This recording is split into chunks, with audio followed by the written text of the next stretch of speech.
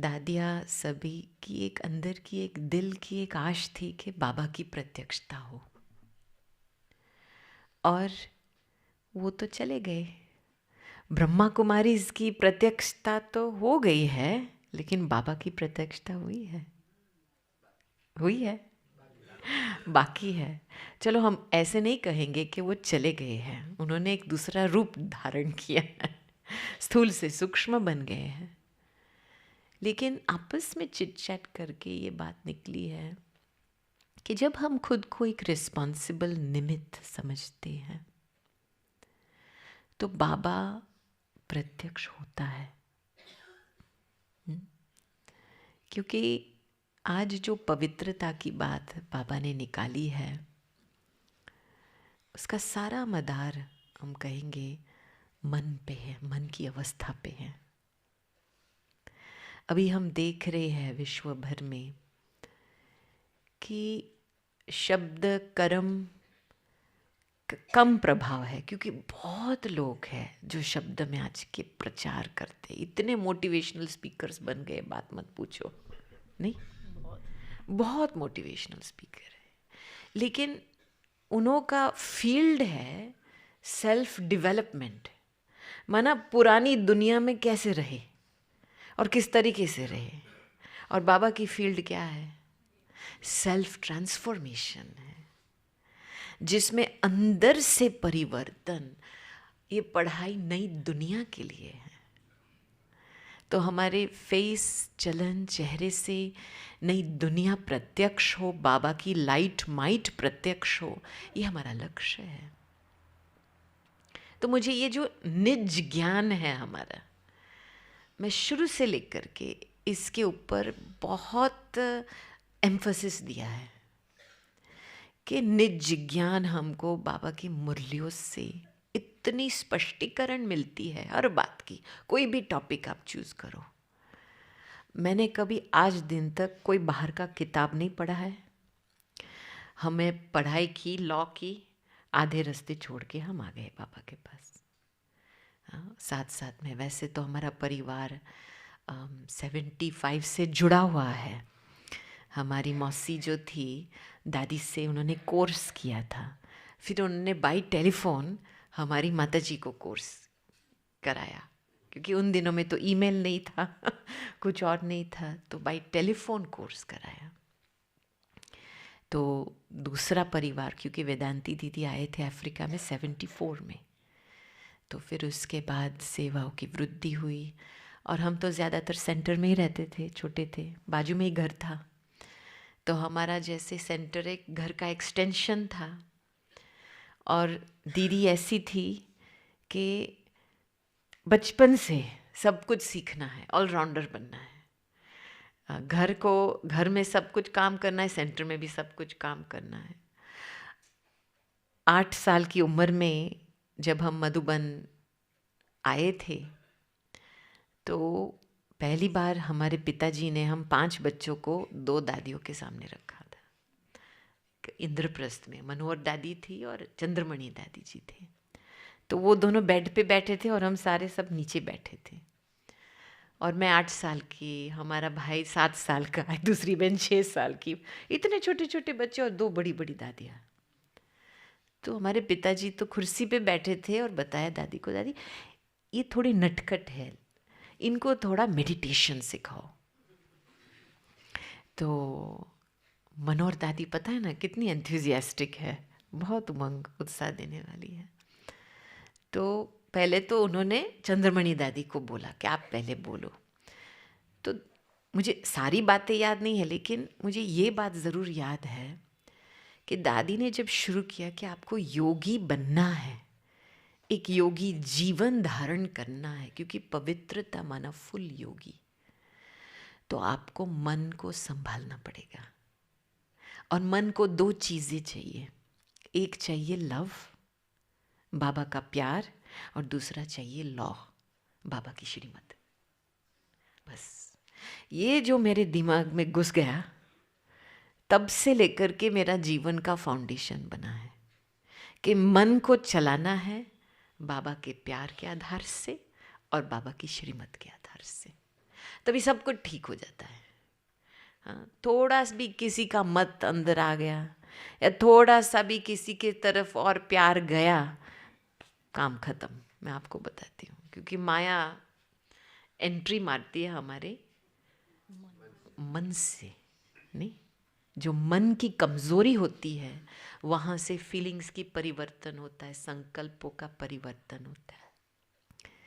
तो फिर वो सब बोल के कहते हैं आप खिलौना, तो आप डॉल्स के साथ प्ले करते हैं ना, हम खिलौना यूज़ करते हैं, तो खिलौने जब आपने पूरा किया तो फिर क्या करते हैं, वापस बॉक्स में डाल के इसको संभाल के ठीक रीति से रखते हैं ना। तो मन का भी संभाल ऐसे करना चाहिए। दिन की शुरुआत में इसको श्रृंगारो और दिन के अंत में इसको अच्छी तरह से साफ करके पैकअप करके रख दो। राइट, इतनी सिंपल, जो छोटे छोटे बच्चे को, लेकिन वो चीज़ जो सिंप्लिसिटी में हमने क्या कहेंगे, जैसे अंदर दिल को छू गई बात, तो बेसिक एक प्रिंसिपल बन गया जीवन का। फिर मनोहर दादी तो टीचर है ना, तो मनोहर दादी ने बोला चलो, मन एक घोड़ा है, एक जंगली घोड़ा है, ठीक है। और पहले पहले जब जंगली घोड़ा को ले आते हैं तो एक ट्रेनर होता है, उस जंगली पना को तोड़ने के लिए ट्रेनर लेते हैं पहले। एक बारी वो जंगली पना टूटा तो घोड़ा जो भी मालिक कहेगा वो मानेगा, लेकिन पहली बार एक कोशिश करना पड़ता है उसको, जैसे वो नटखट की आदतें होती है उसको तोड़ने के लिए। तो मनोहर दादी ने हमको फिर एक प्रैक्टिस दिया था कि आपके पास अभी 1 घंटा है, आप जाकर के एकांत में बैठो और दादी आपको 4 प्रश्न देती है और इस 4 प्रश्नों का डायलॉग आप अपने अंदर से शुरू करो साइलेंस में। और 4 प्रश्नों का डायलॉग 3 साइकिल्स में होना चाहिए, 3 बारी साइकिल में। और जो आपका मन बीच में भटका तो वापस क्वेश्चन 1 से शुरू करो और वापस वो 3 साइकिल रिपीट करो। अभी ये 8 साल की उम्र की बच्ची को बता रहे हैं। 8 साल की उम्र में तो बहुत इनोसेंस होता है, तभी उस समय दिमाग नहीं चलता है कि पॉसिबल है या नहीं है। तो हमने फिर गए बाबा के कमरे में और 10 बजता था सवेरे को, तो हम बैठे और बाबा का ट्रांसलाइट था सामने और हम बैठे, कोई नहीं था रूम में।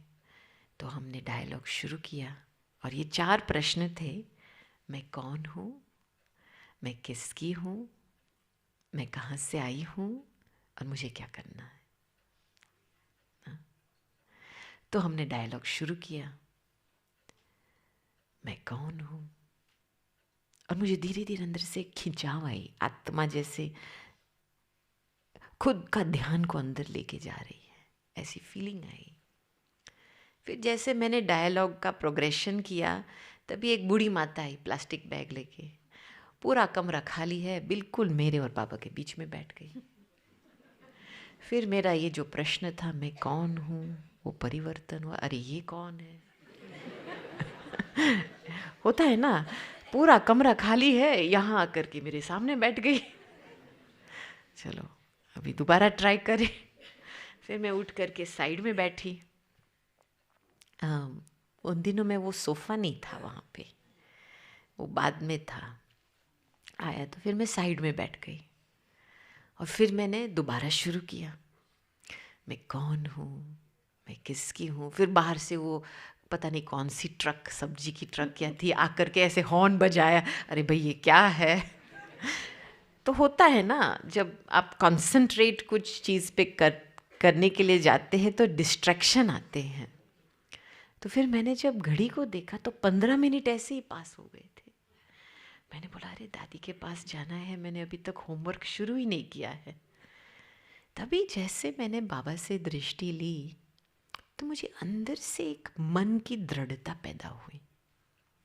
एक बिल्कुल मन जैसे थोड़ा हल्का होता है ना, एकदम एकाग्र होकर के दृढ़ बन गया कि मुझे किसी भी हालत में ये काम पूरा करना है। और जैसे वो दृढ़ता पैदा हुई, एकदम एक फोकस आ गया मन में, जैसे और सब बातें ओम शांति। और मैंने वो डायलॉग शुरू किया, और जैसे वो डायलॉग शुरू करके, मैं कौन हूं, मैं किसकी हूं, मैं कहां से आई हूं, और मैं दूसरे साइकिल तक जैसे बाबा ने बुद्धि खींच ली, उपराम चली गई। इतना एक अनोखा अनुभव था, जैसे ये देह तो दिखाई नहीं दिया था, कमरा भी नहीं, लाइट लाइट, आनंद, डीप साइलेंस। और आंख बंद हो गई थी वो भी पता नहीं चला। और जब आंख खुली पूरा 11 बजे, और ऐसे लगा मुझे कि 2 मिनट पास हुए थे, लेकिन 45 मिनट हो गए थे ऐसी अवस्था में। उसके बाद मेरे पास शब्द नहीं थे। 2 दिन तो हम साइलेंस में ही रहे, क्योंकि मुझे इस अनुभव से बाहर निकलना बिल्कुल अच्छा नहीं लगा। मुझे इस दुनिया संसार बिल्कुल जैसे निरस का, इसमें कुछ है ही नहीं, ये क्या है इसमें। तो तब से लेकर के ये जो 4 प्रश्नों का जो हमारा फाउंडेशन है, हमने ये फाउंडेशन, एक कहते हैं ना कंपस, जो नॉर्थ साउथ ईस्ट वेस्ट, उसको हिंदी में क्या कहते हैं कंपस को? कंपास। हाँ या कंपास। हाँ, तो वही जो नॉर्थ साउथ ईस्ट वेस्ट का डायरेक्शन देता है। तो आपको पता है कि हमारे ब्राह्मण जीवन में खास करके सेवा की फील्ड में, विदेश में इतने वैरायटी लोगों के साथ काम करना होता है, और एक बहुत यूनिक एक्सपीरियंसेस होते, बहुत कुछ सीखने को मिलता है। तो इसके बीच में आपके पास एक कंपस नहीं है कि आपका ट्रू नॉर्थ कहाँ है, आपको मन का फोकस कहाँ रखना है, तो बहुत बातों में आपका मन भटक सकता है। तो मैंने ऑलवेज, कोई भी मीटिंग है या किसी के साथ भी बैठना है, मेरा अंदर का 4 प्रश्न का रिवीजन होता रहता था बस, क्योंकि इस 4 प्रश्नों से मेरी आत्मा सेट हो जाती थी, बाबा की गोद में सेट होती थी, साइलेंस में सेट हो जाती थी। फिर डिटैच होकर के काम करो, डिटैच होकर के, साक्षी होकर के करो, ट्रस्टी होकर के करो, बहुत इजी हो जाता है उसके बाद। तो हर एक को एक अपने लिए एक प्रैक्टिस लेना बहुत ज़रूरी है कहेंगे, क्योंकि पवित्रता हमारी एक पावर है, लेकिन जब तक मन की संभाल नहीं होती है तब तक वो पावर हमारे लिए हमको ताकत नहीं देती है, हमारी पर्सनालिटी को श्रेष्ठ नहीं बनाती है। और हमने साक्षी होकर के कहेंगे कि दादी ने इतनी बड़ी हस्ती है दादी जी, लेकिन दादी ने अपने आप को इतना हम्बल बना दिया था। दादी वॉज वेरी रियल, कोई बात में आर्टिफिशियल नहीं। समझो क्लास कराना है, ठीक है, कोई लोग सोच के आते हैं मुझे ये बोलना है, ये बोलना है, ये बोलना है, दादी कभी ऐसे सोच के नहीं आती थी। दादी बैठती थी योग के समय पे, जो बाबा टच कराता था दादी के मुख से वो ही निकलता था। कभी कभी ऐसे होता था योग का गीत पूरा हो गया, फिर भी और 5 मिनट साइलेंस में, और सामने सभा बैठी है 700-800 की, फिर भी दादी कुछ ना बोले। हमारा संकल्प चलता, दादी क्यों नहीं बोलती है, दादी का संकल्प नहीं चलता था। जब तक ऊपर से कुछ ना आवे तब तक ये मुख से बोलती नहीं थी। ऐसे नहीं सोचती इतनी बड़ी सभा है मुझे कुछ कहना चाहिए, बिल्कुल नहीं। इतनी रियल और वफादार थी इस संबंध में, कभी भी काम चलाव नहीं, आर्टिफिशियलिटी नहीं संबंध व्यवहार में, बस किसी को खुश करने के लिए कुछ बोल दिया समझ लो, बिल्कुल नहीं। इत्फाक से इतने सालों तक दादी ने मुझे एक बार ही पूछा तुम ठीक हो, बस पूछा ही नहीं तुम ठीक हो लेकिन दृष्टि द्वारा स्कैनिंग होती थी, ये डेफिनेट बात होती थी। और मुझे पता था इनकी दृष्टि में हमको ये महसूसता होती थी कि मुझे पता है क्या हो रहा है, लेकिन मुझे ये भी पता है तुम पार हो जाएंगी। माना ऐसी दृष्टि जो इतनी निश्चय वाली, जिसमें पता है कि एक एक आत्मा में जो भी कुछ तूफान आएगा वो आत्मा पार हो जाएंगी। तो दादी ने अपने गुणों का सहयोग बहुत दिया है। और मैं कहूँ, पहले पहले तो दादी बहुत स्ट्रिक्ट थी, क्योंकि स्थापना करना है यज्ञ को श्रीमत अनुसार। और वहाँ के लोग, एक भाई जो पैदा हुआ था पहले पहले शुरुआत में, दादी जी जयंती दीदी को लेकर के ब्रिटेन के थियोसॉफिकल सोसाइटी पे लेक्चर करने के लिए जाते थे। स्पिरिचुअलिस्ट सोसाइटी है वो। तो वहाँ से एक भाई निकला था, हमारा बहुत पुराना भाई अभी। तो उसने बहुत कुछ स्पिरिचुअलिटी के ऊपर पढ़ा लिखा था। तो जब आया, ज्ञान सुना, तो उसको बहुत अच्छा लगा। फिर 6 मास के अंदर बोला, हम भी मुरली पढ़ सकते हैं ना दादी, हमको मुरली दो पढ़ने के लिए। वरना कहने का भाव कि विदेश में ऐसे लोग मिलते हैं हमको। ऐसे नहीं कि ये दादी है, दादी किसे सीखना है, रिस्पेक्ट है। सभी अपने अपने आप को बहुत पढ़े लिखे समझते हैं। और ये जो दुनियावी ज्ञान है उसको भुसाने के लिए और श्रीमत को बिठाने के लिए सच में दादी को बहुत स्ट्रिक्ट रहना पड़ा। कई बार तो ऐसे सामने इल्ज़ाम आया कि ये तो आप इंडियन कल्चर क्रिएट कर रहे हैं यहाँ पे, राइट। तो दादी ने फिर गुलजार दादी से बात किया था आकर के। तब आपको याद है ना, जब बाबा ने, अव्यक्त बाबा ने ब्राह्मण कल्चर के ऊपर मुरलियाँ चलाई कि ये कोई भारत कल्चर नहीं है, विदेश कल्चर नहीं है, एक ब्राह्मण कल्चर है। इसके वजह से बाबा ने ये मुरलियाँ चलाई थी, क्योंकि वो बहुत हवा हुई थी उस समय विदेश में। तो मैंने देखा कि जब हम निमित्त बनते हैं ना कोई भी कार्य के लिए, तो एक है कि अपनी अवस्था, मन की अवस्था को संभालना प्रायोरिटी। लेकिन दूसरी बात जो मैंने प्रैक्टिकल ऑब्जर्व किया, कम्युनिकेशन। आप सोचो, दादी जानकी जी हर रोज़ बड़ी दादी को फ़ोन करते थे। उनका टाइम होता था, चाहे 10:30 बजे सवेरे या 1:30 बजे दोपहर को।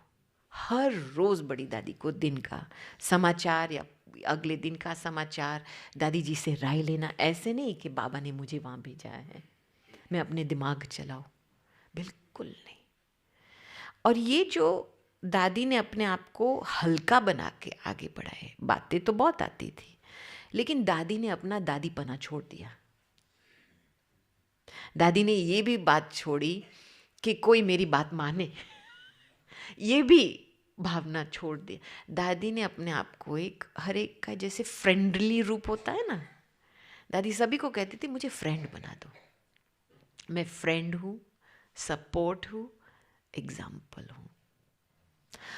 और मैं कहूँगी यही पोजीशन से, यही वृत्ति से दादी ने एक एक का दिल जीत लिया, एक एक का दिल जीत लिया। दादी मन में बाबा को ही सामने रखती थी, कुछ भी हो जाए। आज बाबा ने कितनी बारीकी, कमज़ोरी, मन, संकल्प, बोल, कर्म में कमज़ोरी है मन की। क्यों? क्योंकि एक एक चीज़ श्रीमत अनुसार एक्यूरेट नहीं चल रही है, इसीलिए कमज़ोरी महसूस हो रही है। अभी देखो सेवा की फील्ड में कितनी सारी, सुनना पड़ता है बहुत कुछ। हाँ, लोगों से सुनना भी पड़ता है, तो मन पे इफ़ेक्ट आता है, थोड़ा बहुत इफ़ेक्ट आता है। तो एक बारी क्या हुआ, एक सेवा में कोई एक सीनियर भाई के साथ हमारा सेवा का था, एक बहुत बड़ा प्रोजेक्ट था। लेकिन उस प्रोजेक्ट पे बीच में कई चीज़ें मैंने ऑब्ज़र्व किया था कि श्रीमत के अनुकूल नहीं था। तो मैंने थोड़ा इशारा दिया, लेकिन उसको थोड़ा हर्ट हुआ, अपना ईगो को हर्ट हुआ। तो वो मुझे पता नहीं था कि हर्ट हुआ, लेकिन बाद में मुझे एक बहुत लंबा ईमेल भेजा कि आपने ये बोला, मुझे ये फील हुआ, आपका ये अभिमान है, आपका ये विचार है, बहुत सारी बातें लिखी हमारी कमी कमज़ोरी की। तो मैंने जब वो ईमेल पढ़ा तो हमने सोचा इसका जवाब कैसे देवे। मुझे तो अंदर से एक एक लाइन का रिस्पॉन्ड दो, अपने आप को ये मुझे रॉयल नहीं लग रहा है। तो मैंने क्या किया उस समय, शांत होकर के फिर मैंने बोला बाबा क्या करूँ अभी, इसका जवाब कैसे दूँ। तभी अंदर मन में आया इसका प्रिंट आउट लेके दादी के पास जाओ। तो मैंने पूरा ईमेल, मेरी पूरी गलतियाँ, मैंने क्या बोला, सब कुछ प्रिंट आउट करके मैं दादी के पास गई कमरे में। दादी रूम में बैठे थे, कुछ पढ़ रहे थे, तो मैं आकर के यहाँ नीचे बैठी। तो मैंने दादी को वो पत्र दिया। मैंने बोला दादी ये भाई ने, मुझे पता नहीं है, मेरे तरफ से कोई गलती हुई है तो मैं माफ़ी मांगना चाहती हूँ, लेकिन इतना सारा ईमेल भेजा है भाई ने, और उसमें सच बताओ तो मेरा थोड़ा बहुत रिएक्शन था, उसके बिहेवियर के प्रति थोड़ा बहुत रिएक्शन था। तो मैंने जो दिल में थी मेरे स्पष्ट बता दिया दादी को। मैंने बोला दादी मुझे थोड़ी राय चाहिए, इसका जवाब कैसे देना चाहिए। मैं बैठ गई और दादी ने इंग्लिश सीख लिया था, हाँ, तो दादी इंग्लिश में पढ़ी ईमेल, और मैं नीचे बैठ कर के अपने आप को तैयार कर रही थी, जैसे पेट मजबूत करते हैं ना, कि अभी दादी शिक्षा देंगी कि तुमको ऐसे नहीं करना चाहिए, ऐसे करना चाहिए। तो मैं बैठ कर के अपना पेट को मजबूत कर रही थी। और 5 मिनट के बाद दादी चश्मे निकालती है और ऐसे ऐसे ईमेल को करती है, कहती है ये बातें तुम मन में रखेंगी ना, तो जो बाबा ने आपको दिया है वो उस आत्मा तक नहीं पहुंच रहा है, ये बातें भूल जाओ। उस समय वाह, इतना दिल को राहत मिला कि देखो दादी की दृष्टिकोण, पर्सपेक्टिव कहाँ से है। कोई और होता तो कहते हैं अच्छा तुमने अपनी कमी महसूस किया, अच्छा अब कमी का परिवर्तन क्या करेंगी अभी तुम। लेकिन दादी ने बोला इसको भूल जाओ, क्योंकि जो बाबा निमित्त माना, जो बाबा ने हमको दिया है वो औरों तक पहुंचना चाहिए। तो हम भी कोई भी बात छोटी मोटी मन में पकड़ के बैठेंगे तो वो चीज़ फिर उस आत्मा तक नहीं पहुंचती है, और वो आत्मा फिर बार बार हमारी कंप्लेंट निकालता है। क्यों निकालेगा वो कंप्लेंट? क्योंकि जो ईश्वर से चाहिए उसको मिल नहीं रहा है हमारे से, तो हमारी बार बार कंप्लेंट करते रहेगा।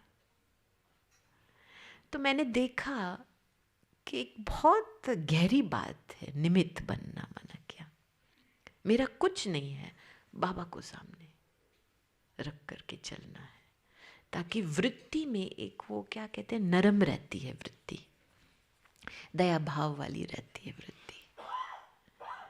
जब शब्दों की बात आती है, पवित्रता ना, प्यूरिटी इज बाबा। मैं आपको एक बात बताऊं, ओनली वन थिंग, बाबा में सब कुछ है।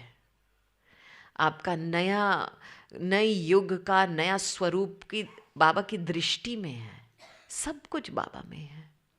लेकिन जब शब्दों की बात आती है, कभी कभी इसमें हमारे मार्क्स कम हो जाते हैं, क्योंकि जब हम किसी के साथ बोलते हैं तो ऐसे नहीं विचार करते हैं कि इस शब्द का इफेक्ट क्या है, इस व्यक्ति के दिल में इस शब्द कौन सा यादगार बनाएगा, राइट? क्योंकि लोग ये याद रखते हैं ना, भल आप बोल के तो चले गए हैं, लेकिन वो शब्द उनके दिल मन में गूंजते हैं। तो एक बारी क्या हुआ, मैं आपको एक प्रैक्टिकल स्टोरीज के तरीके से ये पवित्रता की बात सुना रही, क्योंकि मैंने ऐसे ही सीखा है, मैं आपको रियलिटी में बताऊं। तो एक बारी क्या हुआ, हमारी एक टीचर्स की रिट्रीट थी, पूरे यूके की टीचर्स की रिट्रीट थी। तो साल में 1-2 बारी मिलता है दादी को। तो हम ऑफिस में थे और हमको एक जर्नलिस्ट से बहुत सारे प्रश्न मिले थे। उनको दादी जी के नाम से एक आर्टिकल लिखना था, तो उन्होंने हमको प्रश्न भेजे थे कि आप ये जवाब ले लेना दादी जी से। तो मैं जब भी ऊपर जाती थी कमरे में, तो कोई क्यू होती थी दादी के कमरे के बाहर। तो मेरा दिल नहीं मानता था, क्योंकि मैं सोच रही थी कि इतने दूर से आए हैं सभी, थोड़ा समय मिलता है दादी के साथ, तो मैं क्यों टाइम लूँ।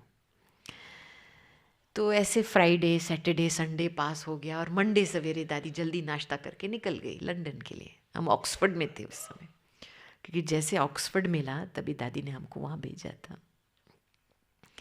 तो फिर 10 बजे दादी चले गई और हमारे प्रश्न ऐसे अधूरे रह गए। तो मैंने ईमेल लिखा। ईमेल में मैंने अलका बहन को भेजा। उन दिनों में तो नया नया ईमेल निकला था और मैंने केवल 2 लाइन लिखे इंग्लिश में। Dear Alka, it was super busy weekend. मैं दादी के नज़दीक भी नहीं आ पाई, मुझे टाइम नहीं लेना था। अभी ये मैं प्रश्न आपको भेज देती हूँ, आप इसका जवाब ले लेना दादी से। ठीक है, ये 10 बजे सवेरे मैंने भेजा। 2 बजे दादी का फ़ोन आता है, आपने मुझे ईमेल भेजा क्या? मैंने बोला नहीं दादी, आपको नहीं भेजा था, अलका का। हाँ, वही ईमेल। उसमें जो आपने ये 2 शब्द यूज़ किए, सुपर बिजी, बहन ये ठीक शब्द नहीं है।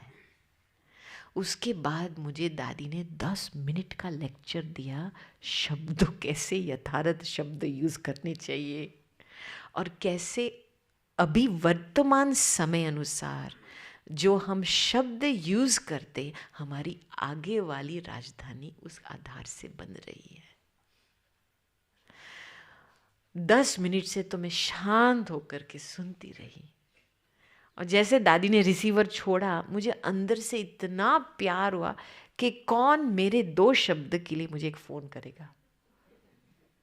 दादी का मेरा पद का ख्याल इतना है जो मेरा इतना नहीं ख्याल है मेरे खुद का पद का। तब से लेकर के मैंने बहुत इस बात पे ध्यान रखा है, चाहे ईमेल में, चाहे संबंध व्यवहार में, कि हमारे शब्द एक बिल्डिंग का कंस्ट्रक्शन होता है। इस शब्दों का एक एनर्जी बनती है जिसके आधार से संबंध व्यवहार में श्रेष्ठता आ सकती है। तो शब्दों का महत्व बहुत है। और फिर कर्मों का, अच्छा ब्राह्मण बन गए तो झूठ बोलना तो छोड़ दिया ना सभी ने। झूठ तो नहीं बोल सकते हैं अभी ब्राह्मण, नहीं बोल सकते हैं क्या? नहीं। पर संस्कार वार करे और बोले तो? संस्कार वार करे बोले तो, हाँ जवाब दो तो। हाँ देखो, संस्कार वार होंगे, लेकिन जब आपने मन श्रीमत के अनुसार चलाया है तो आप वो संस्कार को भी स्टॉप कर सकते हैं। क्योंकि संस्कार वार क्यों करते? कुछ प्रभाव आ गया, बुद्धि पे कुछ प्रभाव आ गया है। और जैसे नाव में पानी आता है ना, डूबने का डर होता है, तो वो जो थोड़ा सा हल्का सा फ्लक्चुएशन शुरू होता है, उसमें पूरे सबकॉन्शियस से पुराने संस्कार वार कर लेते हैं। वो उनको अपॉर्चुनिटी मिल जाती है। तो मैंने ये चीज़ देखा कि बुद्धि को सालिम रखना और प्रभाव मुक्त रखना, ये दादी का बहुत अटेंशन था कि कोई भी चीज़ का प्रभाव मेरी बुद्धि में ना पड़े, खास करके किसी का स्वभाव संस्कार का प्रभाव। ये पूरा मदार में हम कहेंगे ना, मन की संभाल के ऊपर है। आज मैंने एक टॉपिक दिया है ना प्रोग्राम में, खुशी, हैप्पीनेस इन लाइफ। तो यही बात हम अंडरलाइन करने वाले हैं आज, क्योंकि कुछ भी आप चाहो दिल में, कोई भी अचीवमेंट चाहो, जब तक आपने मन को सेट नहीं किया है तब तक आपको उस बात में सफलता नहीं मिलेगी। अभी दूसरी बात है कि पुराने संस्कार तो वार करेंगे क्योंकि हमने बुद्धि को स्थिर नहीं रखा है, मन बुद्धि को श्रीमत के। लेकिन दूसरी और एक बात होती है, ग्रहचारी जब बैठती है। ग्रहचारी क्यों बैठती है? क्योंकि मैंने ये ऑब्जर्व किया है कि जब हमारी दृष्टि में हम औरों की कमी कमजोरी नोट करते हैं या देखते हैं, तभी उसका असर पड़ता है हमारे ऊपर और एक ग्रहचारी बैठती है। जब भी आपने ये आंखें केवल एक अच्छी बातों के लिए ट्रेनिंग दी है, तो ग्रहचारी नहीं बैठती है। नहीं, कभी कभी आपने बाय मिस्टेक भी नहीं, चलो एक संस्कार है किसी का अवगुण देखने का। आप देखेंगे, आप देखो अच्छी तरह से किसी का अवगुण देखो, फिर कल सवेरे उठो अमृत वेले समय, योग नहीं लगेगा। सारा दिन जैसे मूड ऑफ, मन का एक ऊपर एक दबाव जैसे महसूस होगा। This is ग्रहचारी।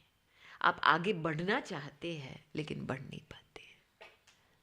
विघ्न आते हैं हमारे पुराने संस्कार की वजह से। हमने कोई पुराना संस्कार यूज किया है हमारे पुरुषार्थ में, ठीक है।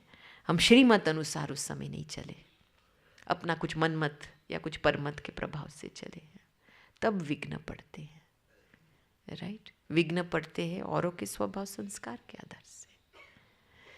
तो और टेस्ट पेपर जब आते हैं तो ये हमारे ज्ञान और अवस्था को टेस्ट करने के लिए आ रहे, कहाँ तक मजबूती आई है अवस्था में।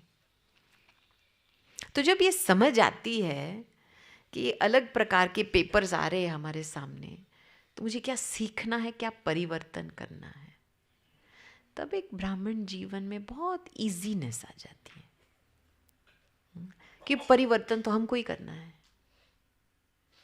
सिंपल, कुछ भी हो जाए, आई हैव टू चेंज, ये एक मंत्र ही पक्का कर दो, तभी नो प्रॉब्लम। कोई व्यक्ति के साथ नो प्रॉब्लम, क्योंकि मुझे परिवर्तन होना है।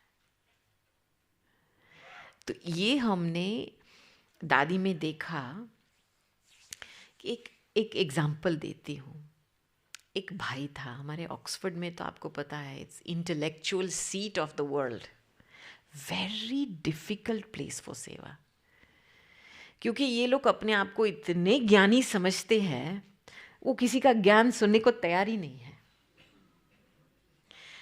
तो वो जो रिट्रीट सेंटर है हमारा, पहला वो हमको 91 में इतने 40 जगह देख करके हमको ये डायमंड मिला, और तब तक प्रॉपर्टी प्राइस बहुत लो था उस समय यूके में। तो वो जब मिला हाथ में, तो सभी का एनर्जी, मन, तन, धन वहाँ गया उसको ठीक करने के लिए, क्योंकि 4 साल तक कोई रहा नहीं था। तो 60 एकर्स का गार्डन था, लेकिन घास इतना ऊंचा, घर को ठीक करना था, प्लम्बिंग को ठीक करना था। और बाहर के जो लोकल लोग होते थे ना, इंग्लिश लोग जो होते थे, उनकी एक आदत है कि वो इन ग्राउंड्स में जाकर के शूटिंग करते थे। जैसे बर्ड्स को क्या कहते हैं, पक्षी को शूट करते हैं ना, तो एक खास एक मोटा रूप का पक्षी आता है जिसका नाम फेजेंट है। तो इसकी शूटिंग करने के लिए ग्राउंड्स में आते थे, और 4 साल तक तो कोई नहीं था, तो वो तो अपने मर्जी से आते थे। तो जब हम पहुंचे तो हमने तो सब बंद करवाया, ये तो हमारे ग्राउंड्स में नहीं हो सकता है। तो सभी लोग बिगड़े हमारे ऊपर कि आप कौन हो, आप क्या कल्ट हो, क्या लेकर के आए हमारे ग्राउंड्स। हमने बोला देखो, प्यार से हम कुछ करने, हम शांति के लोग हैं, हम बस सेवा करने के लिए, लेकिन आप आओ देखने के लिए। आए नहीं, कोई नहीं आए। कितने हमको इतना समय लगा, पहले तो घर को सेट करना, सिस्टम्स को सेट करना, रिट्रीट सेंटर को चलाना। बीके लोग तो आते रहते थे, फ्राइडे टू संडे रिट्रीट होती थी, Tuesday to Thursday, Friday to Sunday, लगातार 100 का ग्रुप आता ही रहता था। बहुत यूरोप की, बहुत विश्व भर के बीकेस की पालना बहुत हुई है वहाँ से, लेकिन लोकल लोग नहीं आते थे। और जब भी हमने फिर प्रोग्राम सिटी में शुरू किया, उनका टाउन हॉल बहुत मशहूर था, और सिटी में भी वो कहते थे एक तरफ से टाउनीज़ है जो टाउन वाले हैं, शहर वाले हैं, और दूसरे तरफ गाउनी पता है ना, जो ऑक्सफोर्ड यूनिवर्सिटी वाले जो गाउन पहनते हैं, गाउनीज़। तो टाउनीज़ और गाउनीज़ का स्प्लिट था। तो जब हम टाउन हॉल में, जो मेयर का टाउन हॉल में प्रोग्राम करते थे, तो यूनिवर्सिटी वाले लोग नहीं आते थे। तो इतनी मेहनत करके एक एक जगह, यूनिवर्सिटी की जगह को हायर करके, ये जगह को हायर करके बहुत सारे प्रोग्राम्स किए। तो उसमें से एक बहुत बड़ा प्रोग्राम किया था टाउन हॉल में। तो एक बहुत फेमस आर्किटेक्ट है ब्रिटेन में, तो उसको बुलाया था दादी के साथ स्टेज पे, माना एक चिट चैट वार्तालाप इंटरव्यू के तरीके से पब्लिक प्रोग्राम करें। और इंटरव्यू लेने वाला था हमारा एक खुद का भाई जो जर्नलिस्ट भाई है, बीके भाई। तो उसने दादी से टाइम मांगा कि दादी मैं आपको एक थोड़ा प्रश्न बताता हूँ। और जैसे दादी के साथ बैठा तो बोला, दादी आपको पता है ये ऑक्सफोर्ड है, तो यहाँ गॉड शब्द नहीं चलेगा, पहले आप प्लीज़ गॉड शब्द नहीं यूज़ करना। जो मैं आपको ये प्रश्न बताऊंगा उसका डायरेक्ट मुझे जवाब चाहिए, ठीक है? दादी शांत होकर के सुनती रही 10 मिनट। फिर जब प्रोग्राम शुरू हुआ आप सोचो नहीं, 5 मिनट के अंदर दादी का बाबा बाबा शुरू हो गया कि ये बाबा तो इनके रग में है और आप एक दादी को बोल रहे हैं भगवान के बारे में नहीं सुना हो। तो बाबा टाइम, ड्रामा, आत्मा, परमात्मा सब कुछ ठीक है। और ये भाई प्रश्न पूछते पूछते नाराज हो गया, क्योंकि उसको अंदर था कि उसने दादी को बोला था गॉड शब्द नहीं बोलो। तो बीच में क्या हुआ, रुट गया भाई। तो उसने प्रश्न टेबल पे फेंक दिया। अभी हमको पता है ये रुट गया है, और ये बाजू वाला दादी यहाँ बैठे थे, बाजू वाला ये वीआईपी भाई बैठा था, तो उसने देख लिया। तो उसने तुरंत दादी के साथ वार्तालाप शुरू कर दिया, कैच कर दिया कि कुछ ठीक नहीं है। तो फिर आपस में दोनों में वार्तालाप शुरू हुआ। प्रोग्राम पास हुआ। कितने लोग, बहुत 800 लोग जितने आए थे, फुल हॉल था और सभी लास्ट तक बैठे और सभी ने दादी से टोली दृष्टि लेकर के गए। It was amazing. फिर लास्ट में दादी ने पूरी प्लानिंग टीम को बुलाया, खुश माना कॉन्ग्रेचुलेशंस, बधाई देने के लिए। तो ये भाई थोड़ा टूटा हुआ था, दादी के सामने आया। दादी मुझे लगता है ये प्रोग्राम फेल हो गया। दादी कहती है देखो इतने प्यार से सब सुन रहे थे, लास्ट तक रहे, टोली दृष्टि रहे, आप तो इस प्रोग्राम के लिए निमित्त थे। आप ऐसे सोचेंगे तो जो फायदा इन्होंने लिया है प्रोग्राम से वो कैसे उनके पास रहेगा? तो निमित्त होकर के ऐसा नहीं सोचना चाहिए। आप ऐसे ही सोचो सबका भला है, अच्छा हुआ, सब अच्छा हुआ, तो वो अच्छा ही लेके जाएंगे और वो स्थायी रहेगा उनके लिए। ठीक है, बोल के दादी लंदन चली गई, भाई ऑक्सफोर्ड आ गया। लेकिन सारी रात उसको नींद नहीं आई, इतना अंदर से कुछ चुभ रहा था। ठीक है, तो सवेरे क्या किया, 3 बजे उठ करके लंदन चला गया। 1 घंटे में लंदन पहुंच गया, क्योंकि उन दिनों में दादी जी मेडिटेशन अमृत वेले कंडक्ट करते थे। अमृत वेले में पहुंच गया। उसके बाद फिर जब लिफ्ट में दादी ऊपर कमरे में जाती है तो वो सीढ़ी लेकर के पहुंच गया ऊपर। तो जैसे लिफ्ट खुला दादी को लेके बाहर आया तो सामने था भाई, और उसको रहा नहीं गया, दादी मैं खास आज सवेरे, मुझे पूरी रात नींद नहीं आई, मुझे ऐसे लग रहा है, मुझे बिल्कुल अच्छा नहीं लगा। कल मैंने आपको बोला था ना कि गॉड के लिए कुछ बताना नहीं है। मुझे ऐसा लगा कि मेरा पूरा कंट्रीब्यूशन नहीं था प्रोग्राम में, फेल हो गया। जो मुझे कॉन्सेप्ट बताना था वो मैं नहीं बता पाऊँ। मुझे दिल में ऐसे लगा किसी ने चाकू डाला है, इतना पेन हो रहा है मेरे दिल में। पता है ना, बहुत ड्रामेटिक होते हैं लोग। दादी सुनती रही ऐसे साक्षी होकर के, तो बोला अच्छा चाकू है दिल में, निकाल दो। 2 शब्द में निकाल दो।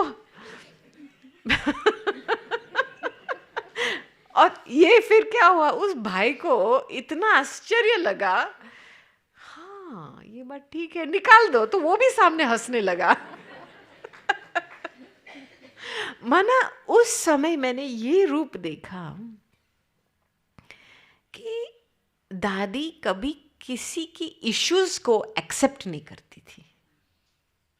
नहीं, भल वो दोषी बनावे दादी को, इल्जाम डाले, लेकिन दादी उसको स्वीकार नहीं करती थी।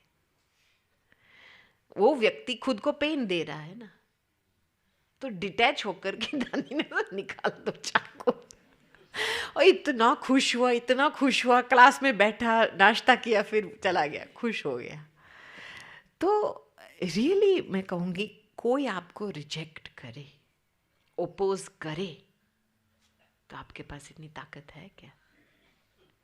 हाँ? तो ये कैसे ताकत बनती है? जब रियली मन में बाबा के और सिवाय कुछ है ही नहीं। देखो, नंबर वाइज हम कब बनते हैं? जब हमने हमारे और बीच में एक और को लगा दिया, तब हमारा नंबर लगता है। पहला नंबर छूट गया ना, पहला नंबर किसी और को दे दिया, कोई बीच में घुस गया, तो फिर हमारा नंबर क्या बन गया? सेकंड। और फिर दूसरा व्यक्ति को बीच में डालेंगे तो हमारा थर्ड नंबर हो जाता है, फिर तीसरे को डालेंगे तो हमारा फोर्थ नंबर होता है। तो हम नंबर वाइज इस आधार से ही बनते हैं ना। हाँ? तो मैंने देखा ये जो वफादारी, एक बाबा दूसरा न कोई, बहुत ये गहरी बात है। तभी मन बहुत स्थिर रहता है। थोड़ा सा भी किसी की पर्सनैलिटी का प्रभाव मन में, समझो आप आकर्षण हुए, ये अच्छा है, ये अच्छी है, थोड़ा लग गया उसका प्रभाव, तो मन डावाडोल होता है। हाँ, तब फिर और बातें शुरू होती हैं। तो आज की वाणी सुन के, पढ़ के, मैं कल गाड़ी में भी पढ़ के आई थी, 2 बारी मैंने पढ़ा, इतना अच्छा लगा मुझे कि बाबा कई इतने सरल शब्दों में बच्चों को इजी करके देता है। बच्चे आपको फॉलो ही करना है, ये करो, ये करो, ये करो। और रहम दिल रहना, दयालु करके अपने आप को रखना, ये बड़ी बात है। क्योंकि एक आदत है हमारी किसी को जल्दी दोषी बना देना। इसके वजह से मुझे ये महसूस हो रहा है, ये राइट, ये रॉन्ग है, हम राइट हैं। किसी के ऊपर इल्ज़ाम, और कुछ भी होता था, दादी जी हमको कहती थी इसका दोष नहीं है, वो अपने संस्कार के वश है, इसका दोष नहीं है, रहम रखो। नहीं, ऐसे ऐसे करके दिल बढ़ता है, मन बढ़ता है, फीलिंग्स बड़े रहते हैं। और जब ये चीज़ें बढ़ती है ना, तब बाबा का बेहद का प्यार फ्लो होता है। दिल छोटा होता है ना तो फ्लो नहीं होता है, क्योंकि बाबा का प्यार बेहद का है। हाँ, हद नहीं है बाबा, लेकिन बिना कंडीशन का नहीं है, अनकंडीशनल नहीं है बाबा का प्यार। कंडीशन है, और वो कंडीशन है मेरी आज्ञा मानो, मेरी श्रीमत पे चलो। आपको अपनी जीवन की सेटिंग श्रीमत के आधार से करनी है, तब खुले दिल से आपको बेहद का प्यार महसूस होगा। लेकिन उस कंडीशन को आप तोड़ेंगे, थोड़ा सा भी तोड़ेंगे, तो वो प्यार का टैप बंद, आपको फील ही नहीं होगा। जैसे मटका उल्टा हो गया ना, ऐसा है, ऐसा है, अंदर कुछ जाता नहीं है। फिर इतने साल तक हम ब्राह्मण जीवन जी रहे हैं, चलते रहते हैं, देखते रहते हैं, अभी तक कोई संपूर्ण नहीं हुआ है। ऐसे वैसे हम अपने आप को ढीला छोड़ देते हैं, और थोड़ा सा भी ढीलापन आ गया ना, तो मैंने देखा उमंग उत्साह के जो पंख होते हैं वो कम हो जाते हैं। वो दिल ही नहीं कहता मैं जाऊँ सेवा करूँ, नहीं, छोड़ दो मुझे, छोड़ दो, ऐसे ऐसे फीलिंग आती है। इसीलिए मैं कहूँगी वर्तमान समय अनुसार अभी टाइम है, जनवरी मास में अपना बेल्ट टाइट करो, कुछ चीज़ को त्याग करनी पड़ेगी, तब तो उस क्वालिटी की तपस्या हो सकती है ना, कि ज्वाला स्वरूप अवस्था और वो योग अग्नि की अवस्था कैसे बनी रहे। देखो, एक है योग और दूसरा है याद। योग को पावरफुल बनाना है तो पहले याद को स्थायी रखना है। याद वेरी सिंपल। आप क्या याद कर रहे हो दिन में? बातें को याद कर रहे हैं या बाबा की बातें को याद कर रहे हैं? नहीं, सारा दिन मन को उसी यादों में घुमाना है। बाबा की बातें, बाबा ने क्या बताई, 3 कालों की, चक्र की, वृक्ष की, हिस्ट्री ज्योग्राफी की। मन को उस लेवल पे चलाना है पहले तो, एक याद की स्मृति बनी रहे, ताकि हम चलो स्थूल काम करें लेकिन हमारा मन उस स्थूल काम से रस ना लेवे। दैट्स वेरी इंपॉर्टेंट प्रेपरेशन, क्योंकि ये प्रेपरेशन के बिना आप उड़ नहीं पाएंगे। फिर उसके बाद जब योग लगता है तो उस अग्नि अवस्था तक पहुंचने के लिए थोड़े स्टेप्स होते हैं। पहला स्टेप जो मास्टरी चाहिए कर्मों में, साक्षी दृष्टा की अवस्था पहले चाहिए, कि कर्म करते हुए साक्षी,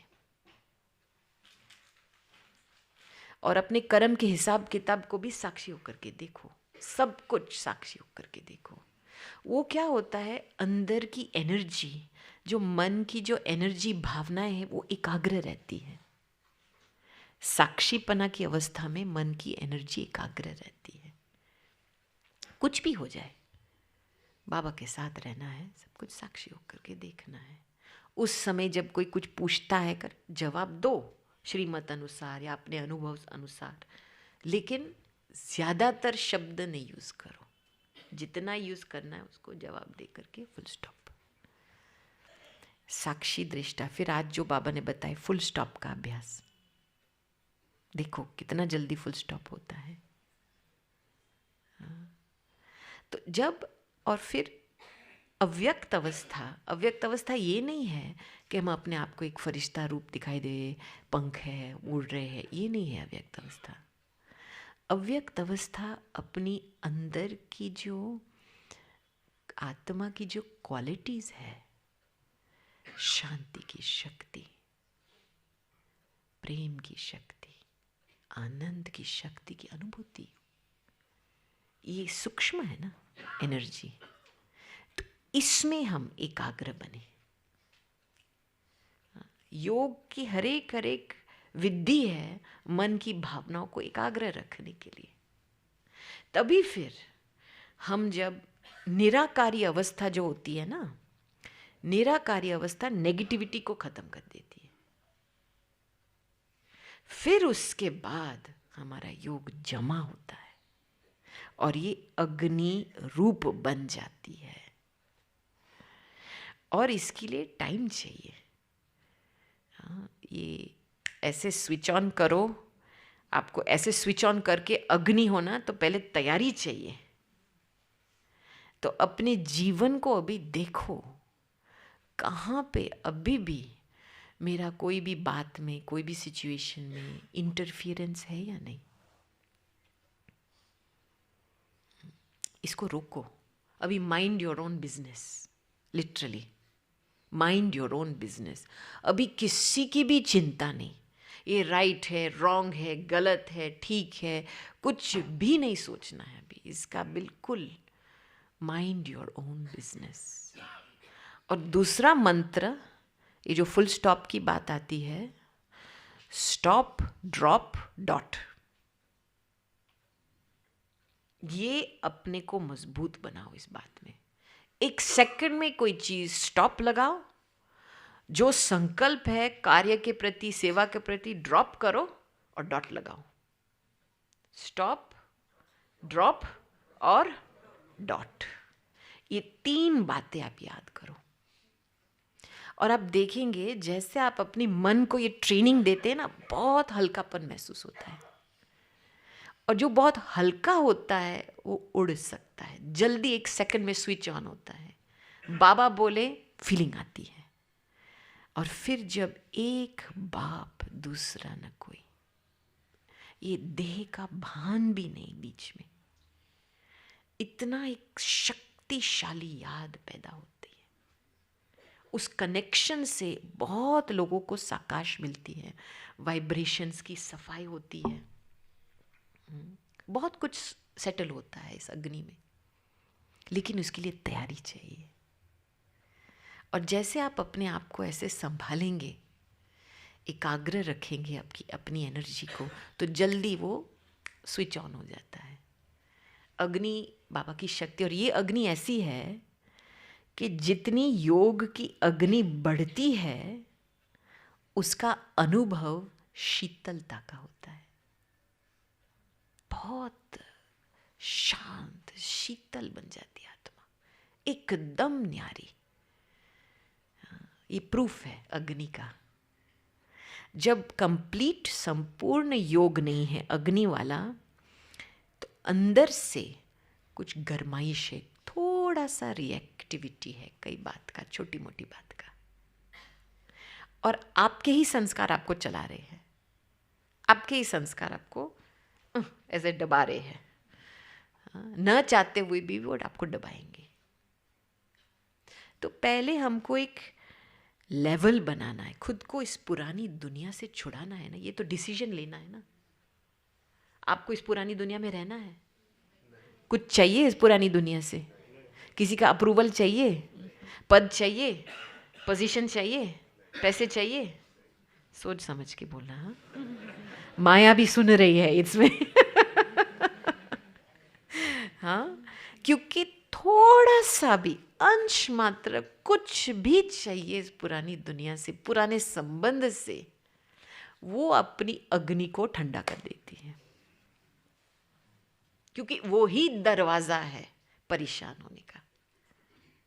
देखो, आप कोई व्यक्ति या वस्तु से हार नहीं खाते हैं, आप अपनी इच्छाओं से हार खाते हो। कुछ सूक्ष्म में इच्छा है, इसीलिए पुराना संस्कार वार करता है। तो अंदर अपने आप को रियली जांच करके ऑनेस्टी से, मुझे कुछ चाहिए क्या, रियली अपने आप को छुड़ाओ। सूक्ष्म में छोटी सी भी सेवा में कुछ चाहिए, प्लान का सक्सेस चाहिए, ये भी बात छोड़ो, वो तो नूंधा हुआ है, आपका क्या जाता है, करण करावनार कराने वाला है। आप सोचते रहेंगे इसकी सफलता हो, वो हो, इसमें क्या फायदा। तो वहां तक खुद के मन को सब बातों से हटाना है। You understand? ये कहेंगे एक्सट्रैक्शन स्ट्रेटजी। बाबा आए हैं हमको पुराने से छुड़ा के नए की ओर लेने के लिए। और आप देखेंगे बाबा की मुरलिया में बहुत कम पॉजिटिव नेगेटिव शब्द होता है। ये बाबा की भाषा नहीं है, ये दुनियावी भाषा है। और जब बाबा ने, अव्यक्त बाबा ने पॉजिटिव नेगेटिव शब्द यूज़ किया, क्यों किया? क्योंकि हॉलैंड में हमारी एक बहन थी जिन्होंने पहली बार यज्ञ में पॉजिटिव थिंकिंग कोर्स बनाया था पुलिस वालों के लिए। पुलिस डिपार्टमेंट जो था एम्स्टरडेम में, उन्हों के लिए पॉजिटिव थिंकिंग कोर्स बनाया था। तो वो आई थी मधुबन, तो गुलजार दादी को बताया था, तब फिर बाबा ने ये शब्द शुरू किया था। लेकिन बाबा के ओरिजिनल साकार वाणी के शब्द है, पुराने को छोड़ नए के ओर चले जाओ। पुराने में दो बातें आती है, अच्छी बात या बुरी बात भी आती है, लेकिन पुराना है ना, अच्छी भी है फिर भी पुराना भी है ना। तो पुराने को छोड़ नए के ओर लेके जाना। Okay, thank you.